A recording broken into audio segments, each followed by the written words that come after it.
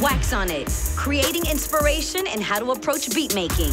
Featuring your host, prolific platinum recording engineer behind the albums of Jay-Z, T.I., Fabulous and Ludacris, Young Guru. Plus some of the hottest producers in the game like Wonder Girl, Mike Will Made It, DJ Mustard, and the super producer who created the soundscapes for legendary artists such as Michael Jackson, Jay-Z, Justin Timberlake, Missy Elliott, and Beyonce, Timbaland. Give it up for Timbaland. You're invited to the conversation.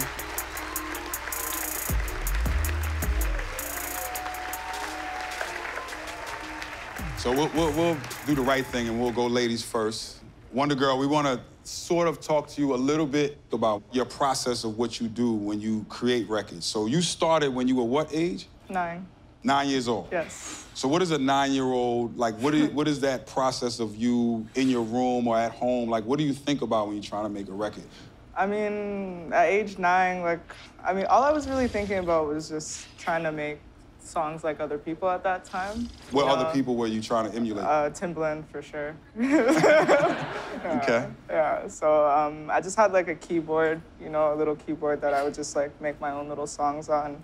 And yeah, and it just started from there, and I went onto the computer and started on a program called Magic's Music Maker. Mm-hmm. And then, yeah, it's really how it started, yeah. So that's interesting, especially for somebody like me. Like, you never touched the beat machine. It was always in the computer. Yeah, it's like, it was the keyboard at first, but then the computer, yeah, for sure. Because I really loved the computer at that age, yeah. So what was sort of like the first thing that you did, or the first thing that got you on, or should I say the first thing that gained your attention? I guess the first thing that kind of gained me attention was the beat battles.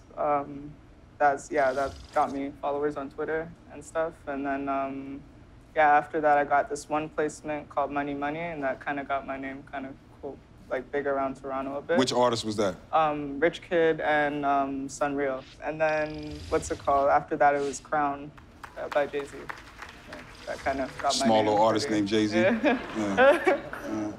Mustard. Yeah. I guess it's sort of the same question of like, in your process or you coming up, what was the thing that you started off with, and what was the thing that sort of like kicked you in saying, hey, I want to quit my job and become a producer full time? I was DJing, so I never really had a job, like a real job to quit. YG didn't really have any beats, and Ty Dolla $ign was making all his beats at the time. I didn't even know how to make beats. And then YG was just like, you should try, and I made like a lot of whack beats for a long time. And then I caught one, and he did it, and it was like some internet shit. And then I did Rack City, and then I just kept making beats. I never stopped. I never gave up. I never told myself that this wasn't possible for me to do. You know what I'm saying? And I just, I kept going. You know, and everybody was like, you should stop. You should just keep DJing. You know, when the whack beats came. Right. So you should just keep DJing, man. I never let nobody tell me what to do, though, or what I couldn't do. So I just kept focusing. I kept at it, and I tell everybody that, whoever is around me, don't ever think that, in the next 3 years or the next year, your life can't change off of you believing in yourself, because I always believed in myself. So, Mike, how about you? Man, definitely. I got a team, ear drummers. It started off as a production team, you know what I'm saying?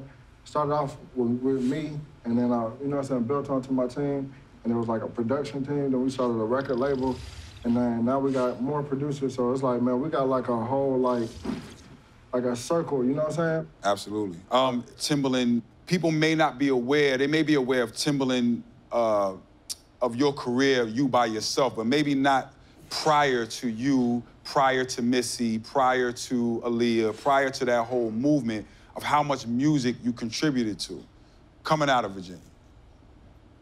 Coming out of Virginia, it was just me and Pharrell. I mean, we would challenge each other. It was just us. And we worked at this studio called Master Sound, and I remember, me and Pharrell really like true family. Like his pastor is Virginia is small. So Pharrell was in one room, and me and Missy was in one room. And I know I walked to the mic booth, and you can hear the other studio. It's almost like a warehouse. And then I remember walking to the studio, so like Pharrell had his thing. We was always cool, but it was like family-friendly competition, but it was so, but we never beef. You know, no, it was real like, oh, I see what you doing. Let me go over here. So he shut his door one time, and Missy was in the room, and I remember I walked over to the door, and I heard this girl say, I hate you so much right now. I was like, what the fuck is that? Right? And I remember I was like, and I said, wait a minute, I had to walk back. And I heard her screaming. I said, damn, I got to go in there. I don't know if it's a song. Then I heard it, boom, boom, yo! I was like, I walked in the room slowly. I said, Missy. She walked back with the same face. That shit is crazy.